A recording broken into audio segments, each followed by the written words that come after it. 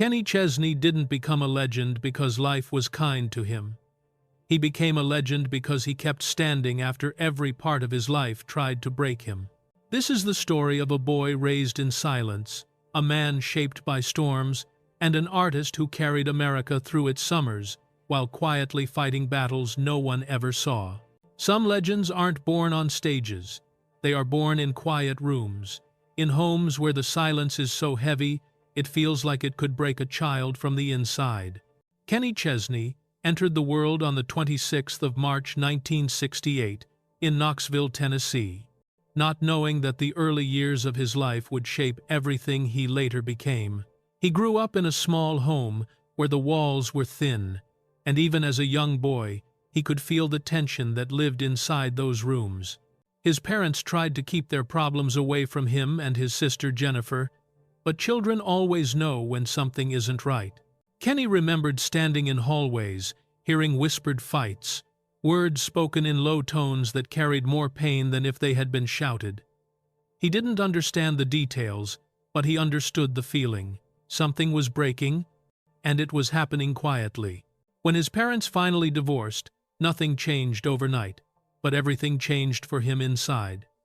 He and Jennifer moved in with their mother, Karen, who worked hard every day to support them. She did everything she could, but life was not easy.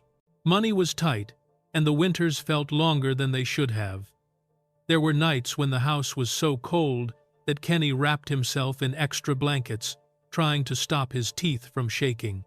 These memories stayed with him, not as dramatic stories, but as simple, real moments that build strength in people without them noticing.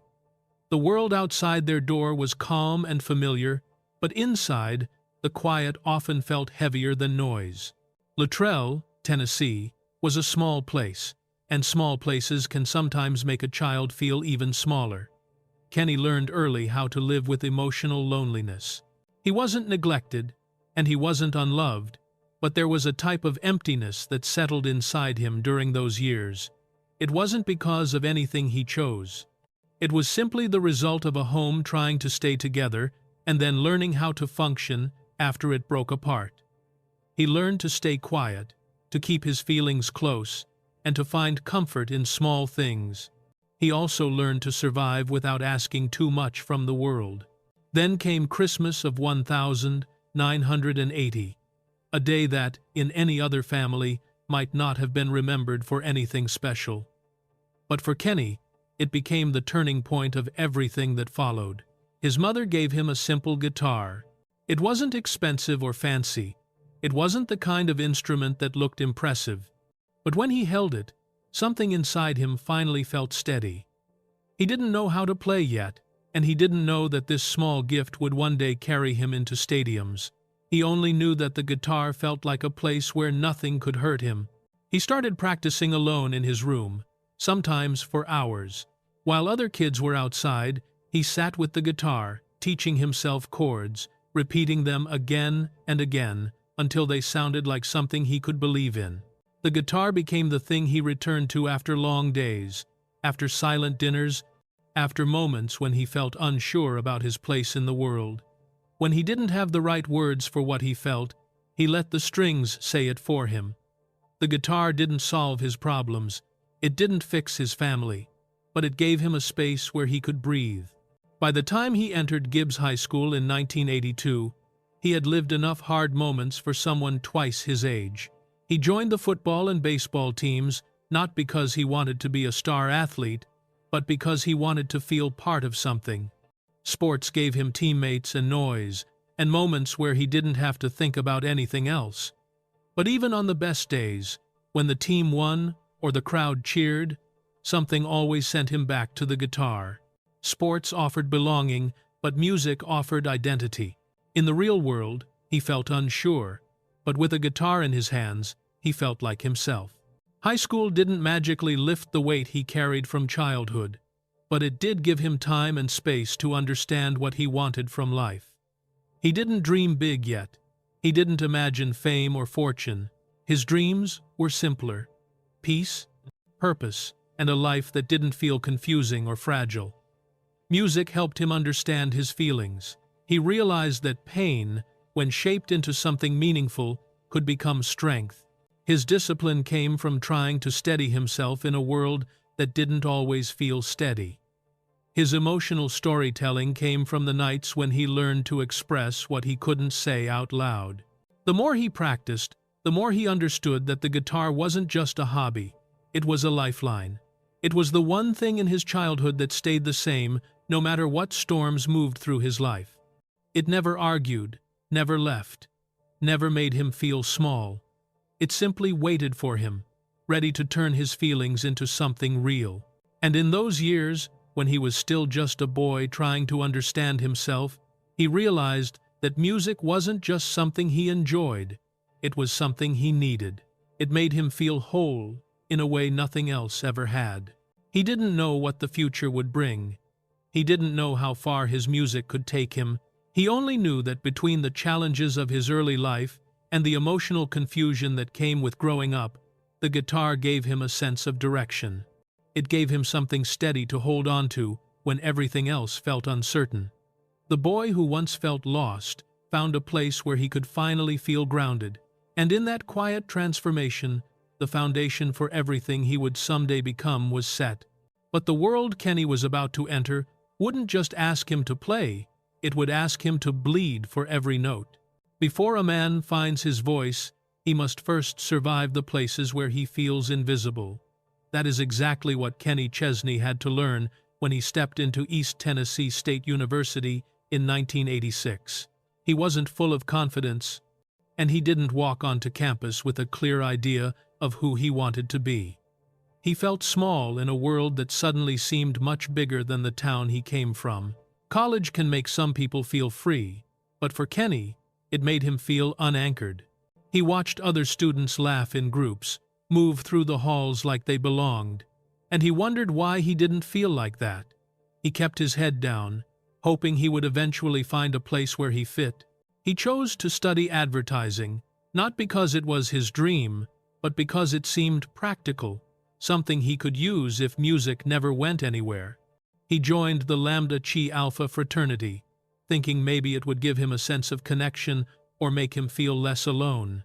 The fraternity offered company and events, but even with people around, Kenny often felt like he was still on the outside of things. He moved through campus quietly, trying to understand who he was supposed to become. What kept pulling him in was music. There were small bluegrass circles around campus, groups of students and locals who gathered with their instruments to play. Kenny wasn't the loudest or the most skilled, but he kept showing up. He played quietly at first, learning from others, slowly adjusting his voice and style. These gatherings gave him small moments of comfort. They didn't solve his loneliness, but they gave him something steady to return to. Most nights, he played gigs wherever he could get them. Sometimes it was a small bar, sometimes it was a restaurant corner, sometimes it was just a space where someone agreed to let a young man with a guitar sing for a little while. After the performances, he walked back to his dorm or apartment in the cold, the night air sharp on his face, the few dollars he earned tucked into his pocket. The walk always felt longer than it should have. The quiet of those nights got into his bones, reminding him he still hadn't found where he truly belonged. By 1989, something inside him had hardened into determination. He didn't know whether music would save him or fail him, but he knew he had to try. He began saving money from every gig, every tip, every small payment. He skipped meals, drove less, bought almost nothing for himself. When he finally had enough, he recorded his first demo. The studio wasn't fancy, the equipment wasn't great, but he poured everything he had into those songs. When it was finished, he used his savings to print 1,000 copies. Selling them was the next challenge. He stood outside bars with a box of CDs. He walked up to people outside football stadiums, trying to get their attention. He set up in parking lots, hoping someone would stop and listen. Most people didn't. Many talked over him, brushed past him, or ignored him completely. A few bought CDs out of curiosity, and even fewer came back to tell him the music meant something. But each sale mattered to him. It wasn't about money. It was about proving to himself that he still had a chance. This period of his life shaped his grit more than anything else before it. The long drives to small towns, the cheap motels with worn carpets and old heaters, the buzzing light bulbs in rooms that smelled like age, these became the places where he learned how badly he wanted this life. He woke up in unfamiliar beds, packed up his guitar, and drove to the next gig. Sometimes he played to 5 people, sometimes to 2, sometimes no one listened at all. But he kept going because quitting felt worse than the struggle. Each performance, even the ones that felt pointless, sharpened him. He learned how to handle a crowd, even when the crowd didn't care. He learned how to stay steady when his voice was tired, when the room was loud, or when he wished he could just go home. He learned that resilience isn't built from applause. It's built from the nights when no one notices you and you keep going anyway.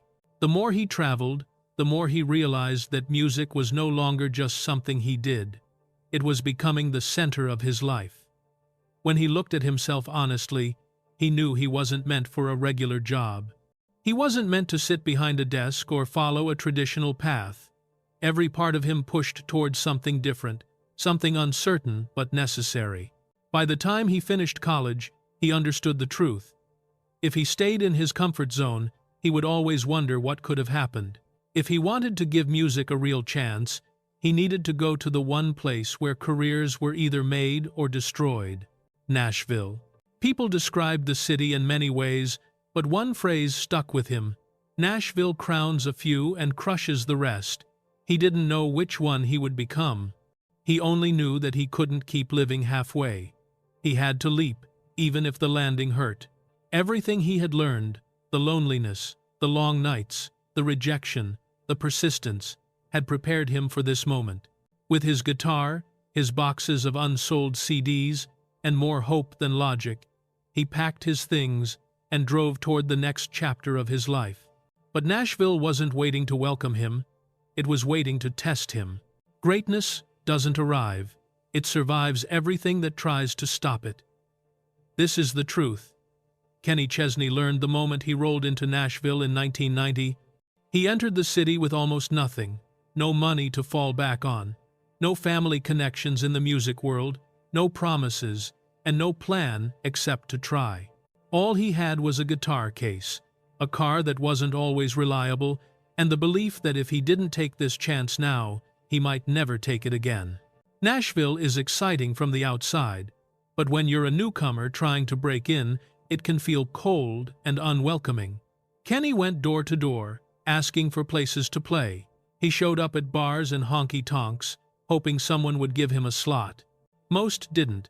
A few said yes, but only for tips. So he stood on small stages in loud rooms, singing while people talked over him, drank, laughed, or didn't even look up. Some nights he earned a few dollars, other nights he earned nothing, but he kept going because he had no other option. Those early Nashville days drained him. He was emotionally tired from feeling like no one believed in him. He was physically worn down from long nights and short sleeps. He was financially unstable and often unsure how he would pay rent or buy food. He lived in small apartments that were barely furnished. He ate cheap meals and stretched every dollar. The pressure never stopped, and the fear of failing followed him everywhere. Still, he refused to quit. He played wherever he could: bars, open mics, restaurants, and small events where people barely noticed he was there. He told himself each performance might be the one that changed everything, even when most of them didn't change anything at all. But while he struggled, he also improved.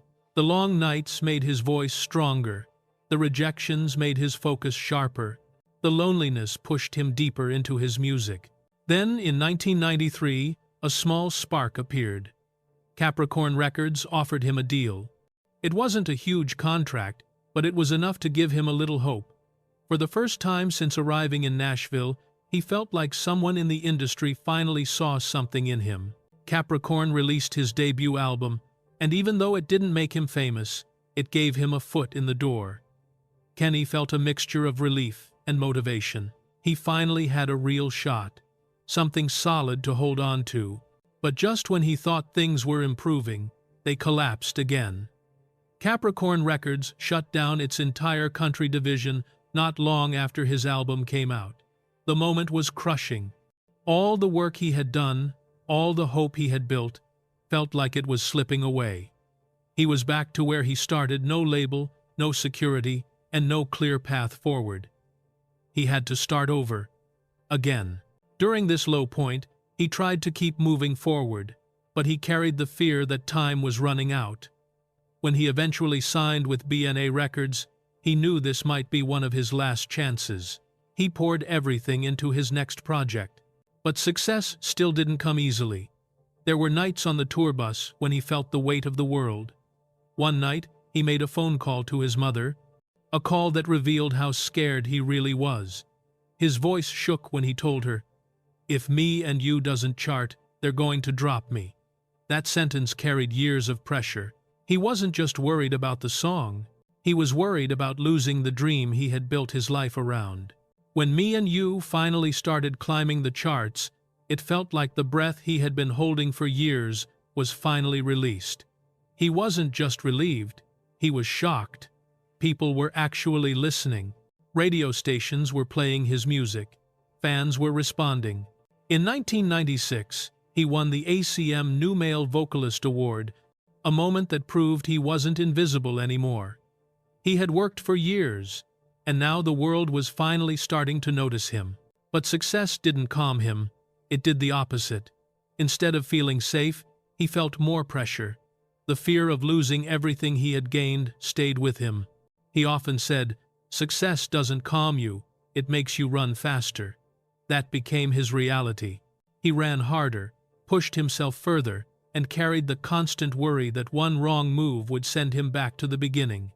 Fame wasn't a soft landing, it was a push forward, demanding more energy, more discipline, and more sacrifice. These years taught Kenny that progress doesn't come with peace. It comes with risk, exhaustion, and constant effort. He learned that the music industry doesn't hand out second chances easily. Every song, every concert, every album felt like another test. But through all the stress, fear, and doubt, he refused to slow down. He wanted this life, even if it meant working harder than anyone imagined. By the end of 1996, he had finally moved from unnoticed newcomer to rising star. The dream he started chasing as a lonely boy with a cheap guitar was beginning to feel real. But the journey ahead was far from easy. Fame brings new challenges, new expectations, and new storms. Kenny was running faster than ever, trying to hold on to the success he had fought so long to earn. And the faster Kenny ran, the closer he came to a tidal wave that would rewrite his entire life. Some artists rise, but a rare few reshape the era they rise in. This is what happened to Kenny Chesney from the late 1992s into the early 2000s. After years of struggle, fear, and uncertainty, something finally clicked. The songs, the touring, the connection with fans, everything came together at the same time. It didn't happen quietly. It happened like a wave moving across the entire country. In 2002, he released No Shoes, No Shirt, No Problems, a song that didn't just become a hit, it became a lifestyle, a feeling, a break from stress for millions of people. It didn't matter where listeners lived. The moment the song played, they felt like they were stepping into a warm, free place where worries didn't follow. It was more than music, it was relief. It reset the culture around him and helped shape a new kind of country music energy. People needed something fun and freeing at that time, and Kenny delivered exactly that. Then came When the Sun Goes Down in 2004, which made him an even bigger name. This song didn't just top the charts, it pushed him into a new category of artists, the kind whose music defines entire summers. Everywhere you went, from beaches to boats, from small towns to big cities, people played his songs, families sang them, friends built memories around them.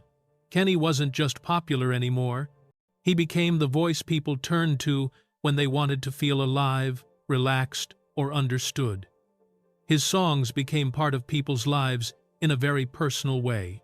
As his music grew in reach, his touring life changed dramatically. The crowds he played for weren't small anymore. Some nights, more than 60,000 people filled stadiums. When he walked onto a stage, the sound of the crowd felt like it could lift the ground itself. His concerts became huge events, places where people bonded, celebrated, healed, and escaped their problems for a few hours. It was a powerful feeling, but it came with a cost that most fans never saw. Behind the scenes, Kenny was living a life that pushed the limits of what any person could handle. Touring meant airports day after day, early flights, late nights, and barely any real sleep. He was often so tired that he sat down on a backstage chair and almost fell asleep in it. There were times he finished a concert, walked off stage smiling, and then collapsed the moment he reached the dressing room because the energy and pressure were too much. Fame looks bright on the outside, but for him, it often felt heavy. The loneliness also grew. Even though he was surrounded by thousands of people every night, he didn't always feel connected. Long hours on buses, quiet hotel rooms, and constant travel made it hard to keep a normal life. Relationships strained, holidays were missed, and personal time became almost impossible. The success he worked so hard for came with emotional tension he couldn't avoid. Then, everything changed in 2008 during a concert in South Carolina. Kenny stepped onto the stage not knowing that a mechanical lift had left a small gap open. His foot slid into that gap and became stuck as the lift moved. His boot squeezed tighter and tighter, crushing the bones inside. The pain was immediate and sharp, but the crowd didn't know anything was wrong. The band kept playing, the lights kept shining, and Kenny, even with his foot being crushed, didn't stop. He finished the entire show on a broken foot because he didn't want to disappoint the fans who had come to see him. When the concert ended and he went backstage, the seriousness of the injury became clear. Medics had to cut the boot off his swollen foot. The pain stayed with him long after the bone healed. At night, he sometimes woke up hearing the moment of the injury in his mind. The feeling of the snap, the shock, the fear. It didn't fade quickly. It settled into him and changed how he looked at his career. After that night, he made sure a doctor traveled with him on tour. It wasn't because he was weak. It was because he knew how quickly everything could be taken away. One wrong step, one accident, and the life he built could disappear. This fear didn't control him, but it lived quietly in the back of his mind. It reminded him every day that success can be lost faster than it's earned. As the years went on, the cost of success became heavier than the success itself. The schedule, the pressure, the responsibility to keep delivering, the need to stay strong even when he was tired, all of it added up. He loved his fans, he loved the music, but he also knew he was paying a personal price for it. He pushed through pain, fatigue, and emotional stress because he didn't want to let anyone down. By the time the 2010 seconds approached, Kenny had become more than a country artist. He had become a soundtrack to people's best memories. But behind the bright lights, he often faced long stretches of emotional and physical strain. The world saw a superstar with endless energy and confidence, but the truth was much quieter. He was a man doing everything he could to stay steady under a weight that kept growing. And just when he thought he had learned to handle the storms that came with fame, life reminded him that storms don't only strike at work. Some hit closer to home. Some tear down the things you love the most. But storms don't just hit on stage, some strike at home, and some tear the whole house from the ground. The spotlight doesn't just illuminate, it distorts. Kenny Chesney learned this in the early 2000s, when fame began stretching and twisting his life in ways he never expected. In 2000, an incident at a festival involving a horse changed him deeply. What started as a light-hearted moment turned into something much bigger. Kenny had jokingly climbed onto a horse that was part of the event's security. It was harmless in his mind, and he didn't intend to do anything wrong. But the situation was misunderstood, and security reacted quickly. Tim McGraw, who was one of Kenny's closest friends, stepped in during the confusion. Suddenly, both men were facing charges. The media attacked the story aggressively. Headlines painted dramatic pictures, and people who didn't know the truth judged them instantly. For months, Kenny lived under a cloud of stress, waiting for the case to resolve. When both men were cleared of all charges in 2001, he felt relief, but not peace. The damage had already been done. He saw firsthand how quickly the world could rewrite a moment, change the meaning, and then spread that version as if it were fact. He once said it felt like watching someone else write his life without his permission. That incident opened his eyes to the strange side of fame. People no longer saw him as just a man. They saw him as a public figure whose actions could be twisted, enlarged, or misunderstood. It made him cautious. It made him protective. It also made him realize that fame doesn't respect privacy, truth, or intention. It simply reacts. A few years later, he faced another challenge when he discovered merchandise with his name and image being sold without his approval. Shirts, posters, and other items appeared in places he never authorized. Fans believed the money supported him, but it didn't. These were people using his name for profit, without giving him any control. Kenny filed a legal claim, not to attack anyone, but to draw a line. His name mattered. His identity mattered. He had worked too hard to let others take advantage of it. The case was settled quietly, but it added another weight to his already complicated relationship with fame. These experiences showed him that fame always comes with a price. The bigger his career became, the more he felt the pressure of staying careful, staying alert, and staying guarded. Fame had given him opportunities, but it also took freedom from him. It made him question who he could trust. It made him feel watched, even on his quietest days. But nothing tested him emotionally like what happened in 2005. Kenny met actress Renee Zellweger earlier that year, and their connection came fast. It wasn't planned. It wasn't calculated. It was simple, honest chemistry that surprised them both. They married in May 2005, a small ceremony filled with hope. For a moment, it seemed like he had finally found something stable, something soft and grounding in the middle of a busy life. But love is not always enough when two lives are moving in opposite directions. Kenny was touring non-stop, living on buses, flying across the country, and trying to meet the demands of a career that was exploding. Renee was working on films, traveling constantly, and living under her own heavy spotlight. Their schedules rarely aligned. Their quiet moments were too few. The pressure around them was constant. Every time they tried to create space for themselves, something pulled them apart.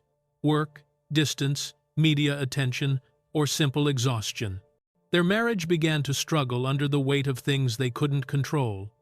They cared for each other, but they were trying to build a home with no time to be home. When they decided to end the marriage, they filed for an annulment. The legal paperwork used the term fraud, which is a standard legal term that applies to many annulments, but the media twisted it into something ugly. People created false stories, rumors, and judgments that hurt both of them deeply. To correct the misunderstanding, Renee explained publicly that the term was simply a legal requirement, not a personal accusation. Kenny supported her statement, saying there was no dishonesty between them. The truth was simple. They were two good people who met at the wrong moment in their lives. He later admitted he panicked. He wasn't ready for what marriage required, not with the life he was living. Renee handled the situation with calmness and grace, even though the world tried to turn their personal story into entertainment. Behind the headlines was a much quieter heartbreak. Kenny wasn't angry, and neither was Renee. They both carried sadness, but also respect for each other. They learned something important about themselves through the experience. Sometimes love doesn't fail because it is weak. It fails because timing is unforgiving. They were trying to love in the middle of storms they couldn't stop. The world saw their relationship as a short story. But for Kenny, it was a chapter filled with lessons he would carry for the rest of his life. Fame had already shown him how people could change his story. But losing love in public taught him something even harder, that healing doesn't happen in the spotlight. It happens in private, in the quiet moments when the world isn't watching. And after losing love in public, Kenny would discover something even harder rebuilding in private. Real love doesn't announce itself. It arrives softly and stays quietly. That is exactly how Mary Nolan entered Kenny Chesney's life in 2012. There were no big public moments, no dramatic story, no magazine covers showing them together. She simply appeared in his world at a time when he was ready for something calmer, something real, something that didn't demand more from him than he could give. After years of noise, travel, pressure, and heartbreak, Mary came into his life not with fireworks, but with peace. From the beginning, their relationship felt different. It wasn't built through public events or attention. It was built in silence, in safety, in the small moments that most people never see. They talked in simple, honest ways. They understood each other without trying too hard. For Kenny, this was new. For years, his life had been surrounded by thousands of people, cameras, interviews, and loud crowds. But with Mary, he found a space where he didn't have to perform or pretend. He could just be a man who wanted understanding and kindness. They rarely appeared together at public events. When Mary joined him at the CMA Awards or a special event, she stayed slightly in the background, not because she was hiding, but because the relationship wasn't meant to be a show. They protected their private world because they knew how easily fame could damage something delicate. For them, love was not something to prove to the world, it was something to protect. Their connection grew through emotional routines that didn't look like much from the outside, but meant everything on the inside. Mary left handwritten notes for him when he traveled for shows. He cooked simple dinners with her when he came home tired from long tours. They sat on porches together, talking about life, dreams, fears, and memories. These small rituals became the foundation of their bond. They didn't need grand gestures. They needed consistency, comfort, and honesty. Relationships are never perfect, and theirs had challenges too. Kenny's touring schedule often pulled him away for long periods. There were times when he woke up in hotel rooms feeling far from everything familiar, and Mary slept at home, waiting for the sound of the door opening again. The physical distance tested them, especially during the busiest touring years. They had arguments, they had misunderstandings, they had moments when exhaustion from travel or stress made everything feel heavier. Then came 2020, when the world suddenly shut down. The isolation forced both of them to slow down and face the emotional weight they had been carrying. For most couples, the sudden closeness caused tension. For Kenny and Mary, it became a time to understand each other in deeper ways. They learned to apologize without pride. They learned patience during quiet days. They learned how to sit in silence without feeling uncomfortable. They learned to stay, even when life felt uncertain. Their bond grew not because life became easier, but because they chose each other through all the difficult parts. Mary stood by him through some of the hardest moments of his life. When Hurricane Irma destroyed his island home in 2017, and he felt helpless seeing the damage, Mary was the one who listened, comforted him, and stayed steady while he processed the pain. When he lost his close friend Courtney in 2024, the grief hit him deeply. Courtney had been an anchor in his life, and losing him left a hole that nothing could fill. Mary supported him without trying to replace the loss. She gave him space on the days he needed, quiet and closeness, on the days he needed comfort. She was also there when he learned about the death of songwriter Brett James, another emotional blow that came too soon. Kenny didn't need loud encouragement. He didn't need advice. He needed someone who would sit beside him and let him feel what he felt. Mary understood that. She didn't try to fix his pain. She simply stayed with him through it, which sometimes is the most powerful kind of love. As the years passed, their relationship changed from something new into something strong. It wasn't built on attention or excitement.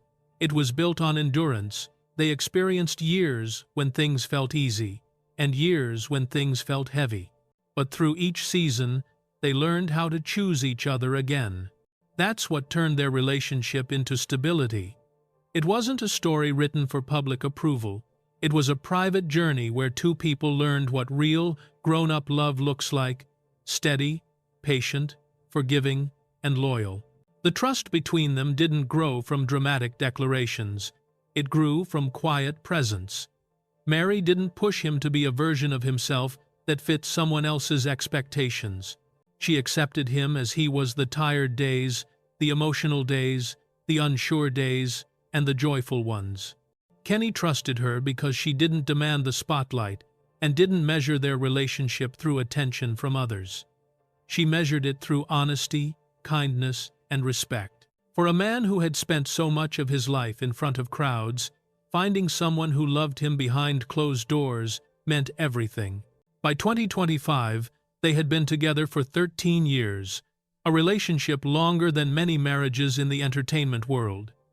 Their story wasn't loud or dramatic. It was quiet and respectful.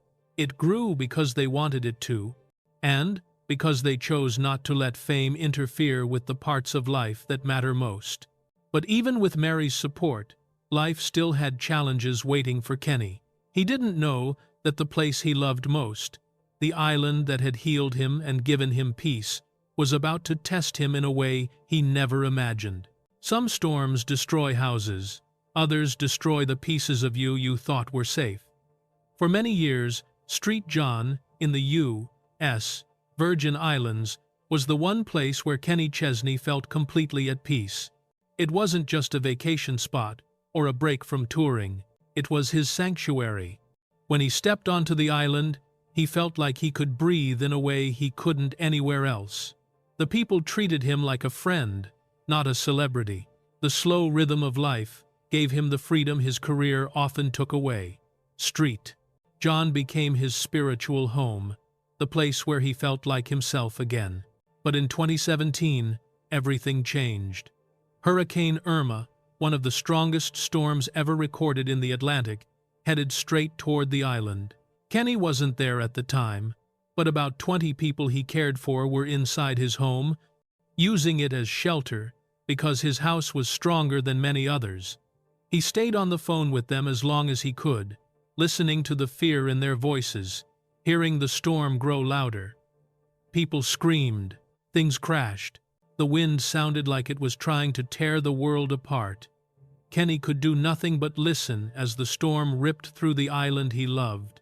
Then, the phone signal disappeared. For hours, he heard nothing. No updates, no messages, no confirmation that anyone had survived. The silence felt like a weight on his chest. He later said those hours felt longer than entire years of his life. He imagined every terrible possibility, and he could do nothing to change any of them. When word finally came that everyone in the house had survived, he broke down from relief. They had lived through something no one should ever have to experience. His home had protected them, but the island and his house had paid a heavy price. When he finally returned to Street John, he walked through streets he once knew by heart. Now they were covered with broken pieces of buildings, fallen trees, and piles of debris. His home was barely standing. The roof was gone. Walls were torn apart. His belongings were scattered. A guitar case he had traveled with for years was bent under fallen wood. Photographs that held years of memories were soaked and ruined. Nothing looked familiar anymore. He touched the cracked floor where he had once played music and felt a deep sadness that words couldn't describe. The place that once healed him was now the place that hurt him. But even in his grief, he didn't walk away. He knew the people of Street John needed help. Many had lost everything: their homes, their belongings, and in some cases, their sense of safety. Kenny decided to take action. He founded the Love for Love City Foundation, a non-profit movement focused on rebuilding the island. Through the foundation, he helped bring food, water, medical supplies, and generators to those in need. He arranged transportation for injured animals and supported families who had nowhere to go. He worked quietly, without asking for attention. The island had given him peace for years, and now he wanted to give something back. As months passed, Street John slowly began to rebuild. But even as buildings were repaired and streets were cleared, a different kind of loss arrived later, one that hit Kenny far harder than anything the storm destroyed. In 2024, his close friend Kenny Chesney passed away. Kenny wasn't famous. He wasn't a celebrity. He was a local man who had become one of the most important people in Kenny's life. Kenny helped him feel grounded. He offered simple conversations, honest guidance, and a sense of stability that fame could never provide. Their friendship was real, uncomplicated, and meaningful. When Kenny died, the news shattered Kenny. This wasn't just the loss of a friend, it was the loss of one of the few people who knew him without the spotlight. Kenny had walked with him through grief after the hurricane. He had helped him emotionally rebuild when everything felt lost. He had been part of Kenny's everyday life on the island, sharing morning coffee, giving advice, or simply sitting together in comfortable silence. Losing him created a hole that no award, no success, and no achievement could fill. The grief cut deep because Kenny represented something rare, a person who cared for Kenny as a human, not as a public figure. Kenny later reflected that Kenny's simple presence meant more than everything fame had ever given him. The island had already taken his home once. Now it took someone far more important. It reminded him how fragile life truly is, and how quickly the people we rely on can disappear. The loss forced Kenny to think about loyalty, friendship, and the things that matter most. He became even more dedicated to the foundation work on Street John, knowing that helping others could keep Kenny's memory alive in a meaningful way. He realized that even though success brought him a lot, it was the personal relationships that shaped his heart more than anything else. But life was not finished testing him. As he faced his grief, another painful moment was already moving toward him, one he never expected and couldn't prepare for. But tragedy wasn't finished with him. Another loss was already in the sky. The world sees the songs. A man feels the silence they leave behind. In early 2025, Kenny Chesney learned this truth in a painful way when songwriter Brett James passed away. Brett wasn't just a talented writer. He was someone Kenny trusted and created music with. They had been working on a new song together, and Brett had promised to send the finished chorus. That message never came. The chorus stayed unfinished, frozen in time. When Kenny heard the news of Brett's death, it hit him deeply. It reminded him how fragile life is, how quickly plans disappear, and how even the most creative people can leave behind work that will never be completed. Losing Brett made Kenny think about more than music. It made him think about mortality, about friendship, and about the shortness of time. He thought about the moments they shared in studios, laughing, rewriting lines, and creating something that would reach millions. Now, those memories belonged to the past. Kenny realized again that success doesn't protect anyone from loss. It doesn't stop pain. It doesn't give extra time. Fame only makes the world see your smiles. It rarely shows your grief. At the same time, Kenny was facing another reminder of aging, his knee injury from 2008, which never fully healed. As he entered his late 50s, the pain started to show more often. Some mornings, stiffness made it hard for him to stand up right away. He had to sit for a moment and let the joint loosen. Windy weather made the pain sharper, almost as if the old injury woke up whenever the air changed. After long days, the ache sometimes spread into his hip. He learned to listen to his body instead of pushing past the pain like he used to. Physical therapy became part of his life, stretching slowly each morning, doing careful exercises, trying not to twist his leg too suddenly. These routines weren't dramatic, but they were necessary. They kept him moving. They reminded him that strength at this age didn't look like strength in his 30s. He once said, "We don't grow weaker, strength just changes shape." He meant that even though he couldn't run the way he used to, or jump around on stage as freely, he still had strength. It just came from patience instead of speed. Financially, Kenny reached a level many people only dream of. With an estimated net worth of around $80 million, he owned several homes, a private jet, reliable vehicles, and everything he needed for comfort. But he never spoke about wealth as something meaningful by itself. He understood it was a tool, not a source of happiness. The homes he bought in Tennessee and Florida gave him places to rest. The rebuilt house in the Caribbean, standing where Hurricane Irma had once destroyed everything, reminded him of resilience. These places represented survival, recovery, and gratitude, not luxury for its own sake. But even with comfort and stability, there were emotional spaces in his life that money couldn't fill.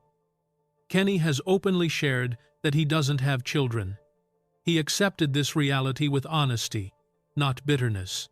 He admitted there was a tender emptiness there, a part of life he didn't experience, but he also understood that life grows in different directions for each person. His life grew through music, friendships, and emotional connections with fans. He didn't hide from the truth. He simply learned to live with it. One place he poured his heart into was philanthropy. After the hurricane destroyed Street John, he created the Love for Love City Foundation. But his giving didn't stop there. He helped veterans, supported families in need, and donated quietly to causes he believed in. Many people never knew where the help came from. Kenny didn't seek praise. He believed that if you are blessed, you should bless others, and that the world didn't need to witness every act of kindness. At 57, Kenny's daily life slowed down in peaceful ways. He enjoyed quiet mornings, sometimes drinking coffee, while sunlight filled the room. He wrote music when inspiration came, not because of deadlines, but because he still loved the process. He walked slowly when his knee acted up. He rested when his body asked for it. He traveled to the Caribbean when he needed calm. And through everything, Mary Nolan remained a steady presence, someone who kept him grounded, someone who understood him better than most people ever could. He often reflected on what legacy truly meant. To him, being remembered as a good man mattered more than being remembered as a famous artist. He wanted people to think of him as someone who gave his best, who cared deeply, who treated others with respect. His music reached millions, but his character mattered even more to him. He survived storms, rebuilt what was lost, carried grief with honesty, and kept moving forward even when life knocked him down. Looking back, he saw a life full of highs and lows. He saw childhood pain, career struggles, public misunderstandings, heartbreak, friendships, and losses that broke him open. He saw stadium lights, meaningful songs, rebuilt homes, and quiet evenings that brought him peace. He saw a man who grew not because life was easy, but because life demanded growth from him again and again. The world will always remember the music, but Kenny remembers the moments in between the silences after the songs, the people he loved, the challenges he survived, and the truth that time is never guaranteed. And as Kenny Chesney steps into the next chapter of his life, one question remains the one only he can answer.